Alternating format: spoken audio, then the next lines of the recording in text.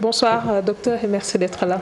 Bonsoir, merci de votre invitation. Je rappelle que je suis aussi enseignant-chercheur à l'Université Gaston Berger de Saint-Louis, au Centre d'études des religions. Voilà, je salue nos étudiants qu'on n'a pas vus depuis très longtemps à cause de ce Covid, mais aussi tous nos collègues de là-bas.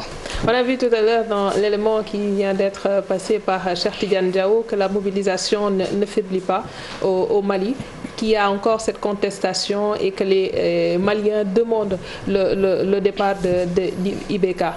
Est-ce qu'aujourd'hui on peut comprendre comment le Mali en est arrivé à cette situation? Oui, c'est le fruit d'un long processus dans lequel il y a eu un moment, un mélange des genres entre politique et religion. Aujourd'hui, l'imam Dicko, c'est qui? C'est le même imam qui en 2009 s'était opposé à la promulgation d'un code de la famille. Qui avait été voté massivement par l'Assemblée nationale et que Amadou Toumani Touré a cédé suite à ces pressions. À l'époque, il était soutenu par ce même IBK que IBK lui-même, lors des élections de 2013, avait été soutenu par l'imam Dicko, plus 200 mouvements islamiques qui étaient derrière lui. Pour dire qu'il y avait des échanges de procédés et comme on le dit très souvent, ces alliances entre politique et religieux parfois ne vont pas très loin parce que vous savez, la politique est là pour régler des questions circonstancielles alors que les religions croient régler des questions définitives. Et donc il y a une manière de camper sur les positions, des divergences d'intérêts qui vont intervenir à un moment et qui ne pourront plus être gérées par ces mêmes politiques-là qui ont accepté... le discours religieux a pu prendre le dessus sur la politique puisque dans ce lot-là, il y a les jeunes, il y a des intellectuels, il y a beaucoup de personnes qui composent cette foule. Comment ce discours a pu aujourd'hui faire un tilt? Oui, en fait, Dicko a travaillé depuis très, très longtemps à une normalisation de son discours. Dicko a travaillé à une forme d'agrégation de toutes les formes de contestation au Mali. La malgouvernance, la moralité, le manque de sérieux, l'absence de perspective pour les jeunes.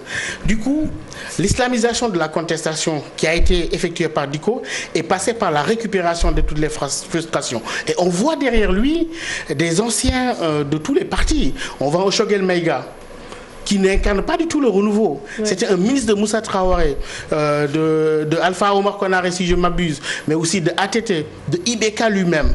Donc finalement, c'est l'ensemble de la classe politique malienne qui, se rendant compte de son échec avec un discours qui n'est plus crédible auprès des masses, s'est réfugié derrière le symbole de son propre échec, c'est-à-dire l'imam Dicko. C'est-à-dire que la montée en puissance de l'imam Dicko, c'est un symbole de l'échec de la classe politique qui n'est plus crédible. Vous savez, j'écoutais la dernière fois, je le disais dans un article ce matin, un homme religieux dire aux politiques, si les gens n'arrivent plus à vous croire quand vous annoncez quoi qu'il soit, etc., je ne peux pas citer certaines situations, oui. C'est que les politiques devraient revoir leur position sur la crédibilité de leur discours, eh bien, en manquant à leurs obligations, en essayant de s'inscrire dans des formes d'acquaintance répétitive avec ces hommes religieux-là, pour simplement des raisons électoralistes. Ils sont capables de tout, comme dans tous les pays, on arrive à de telles situations. Mais professeur, pensez-vous que ça puisse prospérer jusqu'à obliger le président quand même à quitter le pouvoir?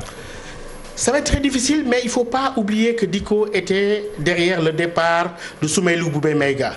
Et c'est là le divorce qu'il y a eu entre IBK et Dicko. Il y avait quelques signaux de ce divorce-là. Mais à partir du moment où Soumaïlou Boubé Maïga a été nommé au secrétariat général de la présidence, Dicko a commencé cette levée de bouclier en rappelant à IBK que vous êtes en train de nommer quelqu'un qui serait à l'origine des milices Gandakoy et Ganda Izo dans le centre du Mali. Et même plus tard, quand il était à la primature, peut-être on l'accusait d'être derrière la création de milices comme Dan Ambassagou jusqu'au massacre qu'on a vu à Ogossagou. Et donc, je veux dire que là, Dicko a organisé des manifestations géantes qui ont précipité le départ de Soumaïlou Boubé Maïga. Donc, ATT avait cédé sur le départ du Premier ministre. Va-t-il céder sur son propre départ? C'est difficile à dire, mais en tout cas, il semble ouvrir des perspectives.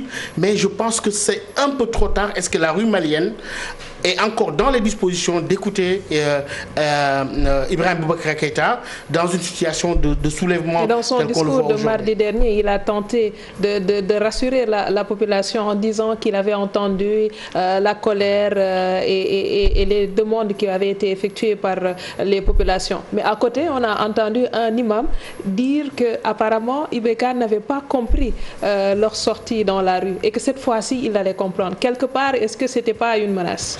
C'est une menace connaissant la stratégie de Dicko. Et vous savez, au Mali, Dicko est arrivé comme président du Haut Conseil islamique du Mali et où il a passé 16 ans dans un pays où son courant spirituel religieux au sein de l'islam est minoritaire. Ceci par le fait des jeux politiques, par le fait du succès qu'il a eu auprès d'hommes politiques qui l'ont toujours utilisé pour des joutes électorales. L'autre chose, on voit que la société malienne aujourd'hui est complètement divisée. D'un côté, vous avez Mahmoud Dicko et de l'autre, vous avez le shérif Madani Aïdara qui représente un peu l'islam traditionnel au Mali avec ses disciples, etc. Mais qui n'est plus écouté par les jeunes, qui lui reprochent d'avoir un train de vie insupportable et des disciples qui lui achètent des choses mondaines, etc. Au point qu'aujourd'hui, les jeunes se détournent de cet islam qui était bien ancré au Mali, qui était symbole de tolérance, qui allait bien avec les traditions, et se retournent aujourd'hui vers Mahmoud Dicko. Parce que justement, il aura incarné quelque chose qu'on appellerait une forme de modernité, mais en saisissant bien deux opportunités. La première opportunité, c'est l'absence de crédibilité, l'incrédulité du discours politique. L'autre aussi, c'est que l'offre religieuse émanant de chefs religieux traditionnels n'enchantait plus les jeunes qui sont dans une autre forme de quête, au point de voir un Dicko qui arrive à procéder à l'islamisation de la contestation et à écouter les jeunes, une forme de nouvelle modernité malheureusement. Mais si on devait transposer au Sénégal, pensez-vous que ce qui s'est passé au Mali puisse se répercuter ici au Sénégal avec tout ce qu'on sait? C'est un peu compliqué et on a eu dans notre histoire des levées de boucliers de religieux contre des projets de loi. Le code de la famille de 1972 jusqu'à présent a été suspendu par le levée de bouclier de chefs religieux. On a vu aussi que nos hommes politiques sont dans les mêmes dispositions dans cette manipulation des symboles religieux pour des motifs politiques, cherchent des accointances avec les chefs religieux. Il y a une intermanipulation entre les deux sphères, mais c'est très dangereux. On ne dit pas qu'il ne doit pas avoir une coexistence entre les deux sphères religieuses et politiques. C'est possible. Et parfois même, ça peut être utile. Mais que chacun reste à sa place. Ces accointances répétitives et le mélange des genres n'est ni profitable, ni pour les religieux, dont le discours peut être discrédité par une nouvelle génération qui exprime sa contestation par rapport à une forte demande sociale non satisfaite, mais aussi par rapport aux politiques qui, à un moment, ne seront plus audibles à l'instar d'IBK aujourd'hui, et que l'histoire récente du Sénégal nous montre quand même qu'il n'y a plus cette automaticité entre les choix politiques et les choix religieux. L'enquête faite par Timbuktu récemment a montré qu'il n'était plus automatique que les jeunes fassent une confusion entre leur allégeance spirituelle religieuse et leur appartenance politique. Le mouvement du 5 juin refuse quelque part des négociations. Ils exigent le départ d'IBK. Est-ce que c'est légal et que cela respecte la Constitution? On est dans un paradoxe où on a un gouvernement élu, un président élu et qui est contesté. On sait comment les législatives sont passées. Et on oublie aussi que le chef de l'opposition est aujourd'hui dans les mains de ses ravisseurs. Mais aujourd'hui, ce qui se passe, c'est que il y a un rapport de force qui est en train de se jouer. Mais quand on observe très bien les deux principaux acteurs, d'un côté Imam Dicko et ses soutiens, de l'autre, Ibrahim Boubacar Keïta, aucun d'entre eux n'a intérêt à verser dans la violence le premier. Dicko ne voudrait pas prendre la responsabilité de tomber dans la violence et de perdre sa crédibilité et d'être assimilé à un islamiste violent, etc. Keïta non plus ne veut pas s'aventurer à une situation de chaos, à une situation de violence. Et aujourd'hui, les deux s'observent, mais je crains bien que aujourd'hui ce qui s'est passé avec les émissaires qui étaient envoyés à Koulouba, à savoir Sissoko et Kao Ndim et puis Choguel Maïga et qui ont été renvoyés à coups de lacrymogène, que la situation s'envenime. Imam Dicko a demandé aux manifestants de rentrer chez eux et d'attendre les nouvelles instructions. Ouais. Et là, cette semaine-là, ça peut être la semaine de tous les dangers. On verra. Mais je pense qu'on va vers une ouverture d'autres propositions de IBK. Est-ce que ça va se matérialiser ou pas? On verra. J'en viens à la posture de l'imam jusqu'à présent. Est-ce que quelque part, c'est pas en l'heure? Parce que dans son discours également, il y a une offre politique. Oui, Dicko a réussi à emballer son offre politique qui est d'essence religieuse au fond parce qu'il incarne des valeurs. Mais il a récupéré des principes généraux. Ça, c'est une forme de dissimulation d'un véritable agenda. L'agenda de Dicko est un agenda religieux. Mais il connaît la situation du Mali. Il ne peut pas faire une offre religieuse. Il fait une offre politique en ramassant tous les slogans. La bonne gouvernance, la moralité, la moralisation de la vie politique, etc. Et aujourd'hui, je crois que on est dans une situation où les hommes politiques aussi qui sont derrière lui croient pouvoir manipuler Dicko pour qu'une fois au pouvoir, le barbu va retourner sur son tapis de prière ou dans sa mosquée. Mais je pense que ça peut être un leurre. Je discutais ce matin avec le politologue Yorodia qui me dit que l'expérience de l'Iran, justement, avait fait que beaucoup de communistes étaient derrière l'imam Khomeini qui prenaient le pouvoir, qui disaient on va l'accompagner, après on va gérer le pays, on va le moderniser, on va virer le Shah, etc.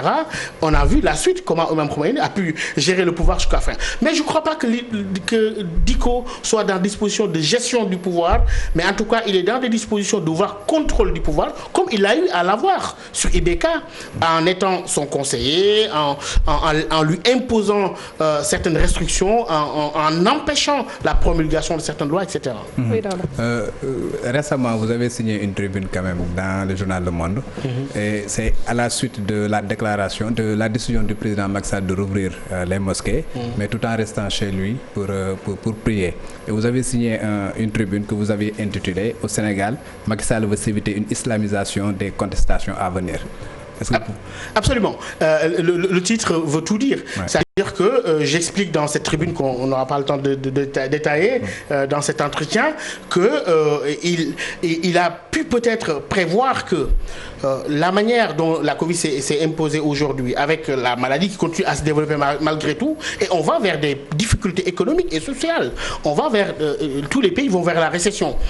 Et je pense qu'il a bien compris qu'on ne pourra pas à long terme cumuler deux formes de contestation à gérer, des contestations socio-économiques et des contestations religieuses. Il a lâché du lest sur la question des mosquées, etc., pour s'occuper de la contestation sur le plan socio-économique.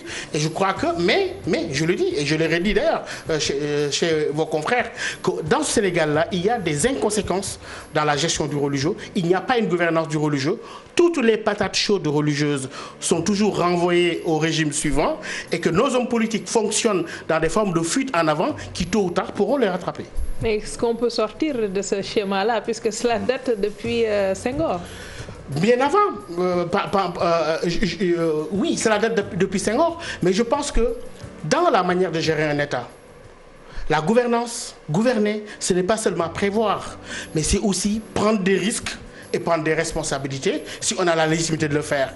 Les questions comme la gouvernance du religieux pourraient être réglées. La communauté religieuse risque d'être fatale pour un chef d'État au Sénégal. Un chef d'État n'est pas élu pour savoir s'il doit se mettre à dos ou pas. Il doit avoir des choix stratégiques pour l'avenir du pays, pour l'intérêt général. Et je suis sûr que les religieux ne sont pas contre l'intérêt général du pays. Il suffit d'un leadership fort, il suffit d'une volonté politique et d'une rupture dans la manière d'interagir avec les sphères religieuses, avec cette intermanipulation des deux sphères pour des questions purement électoralistes, et que chaque année, nous nous retrouvons avec les mêmes problèmes. À la rentrée, nous aurons les mêmes problèmes de voile dans les écoles catholiques. Nous avons toujours les questions de mendicité. Donc ces questions, ce sont des patates chaudes que tous les régimes ont passées au suivant et que notre leadership politique n'a pas la volonté soit d'entamer une discussion. Parce que je crois qu'au Sénégal, on a quand même une culture de discussion et de dialogue. Est-ce que c'est une absence de visibilité ou bien un manque de volonté politique ou en tout cas de courage politique, sachant que le pays est disposé et les chefs religieux peuvent être dans une démarche constructive lorsqu'il s'agit de l'intérêt général. Je crois qu'il y a les deux, une absence de vision, mais aussi une absence de courage politique. Si on retourne au Mali, le mouvement du 5 juin qui est contre la présence des forces étrangères au niveau du pays, et on sait que le pays est sous tension, il y a beaucoup de zones où il y a une forte crise, des populations déplacées. Est-ce que cela ne risque-t-il pas aujourd'hui de freiner l'effort que fait le G5 et d'autres forces militaires pour essayer d'amener la paix dans ce pays? On entrevoit les mêmes situations qui ont conduit le Mali à ce chaos. C'est-à-dire cumuler une crise politique forte et une crise sécuritaire qui ne s'estompe pas ni au nord, mais non plus au sud. Et sachant que de la même manière, la présence des forces étrangères, notamment Serval, mais aujourd'hui Barkhane et la communauté internationale, c'était de stopper l'avancée de ces groupes djihadistes-là. Au contraire, aujourd'hui, les groupes se multiplient. La communauté internationale n'a pas de solution. Je pense qu'au Sahel, au Mali en général et au Sahel, comme au Burkina, dans la zone des 3 frontières et au Niger, il est temps de changer de paradigme. Et quelle est la position de la France dans ce dossier? Puisque la France a beaucoup accompagné Ibeka. La France, dans ce dossier-là, s'est emmurée dans un silence bruissant, si j'ose dire, parce que sachant que si la contestation déborde le champ de la politique interne malienne, l'étape suivante, c'est la contestation de la présence militaire étrangère. Et sur ce, je pense que ce serait véritablement un grand problème de plus à gérer dans le Sahel. Merci. Oui, Daouda? Ok, une seule question. Dans le cadre de la lutte contre le terrorisme, le Sénégal quand même a mis en avant l'aspect sécuritaire. Ce que vous semblez contester un tout petit peu, vous n'êtes pas forcément d'accord avec cette approche-là? J'ai dit que le Sénégal devrait avoir une double démarche. La démarche sécuritaire, assurer nos frontières, les patrouilles mixtes, ça se fait aujourd'hui dans la région de Kédougou, ça se fait dans d'autres zones, mais aussi s'inscrire dans une démarche préventive, la prévention de l'extrême violent par une véritable stratégie nationale d'extrême violent distincte de la stratégie nationale de sécurité. Vous savez, le terrorisme ne se combat pas seulement par des armes et la présence militaire, comme l'ont démontré les expériences en Afghanistan, en Irak. Le Sénégal a encore le temps d'être dans ce schéma d'un pays qui peut encore développer une approche prospective et préventive. Il faut en jouer. Nous avons les leviers religieux, nous avons les leviers sociaux. Il faut y adjoindre une véritable volonté de prévention dans le cadre d'une politique holistique et inclusive. Merci beaucoup, Dr Bakary Samb, directeur de Timbuktu Institute, et il est également enseignant à l'Université Gaston Berger de Saint-Louis. Merci également à Daouda Mine. Et à vous qui nous suivez de partout, retrouvez un peu plus tard Papa Abdoulaye Der et son équipe dans Dakar Lobby. Excellent week-end en compagnie de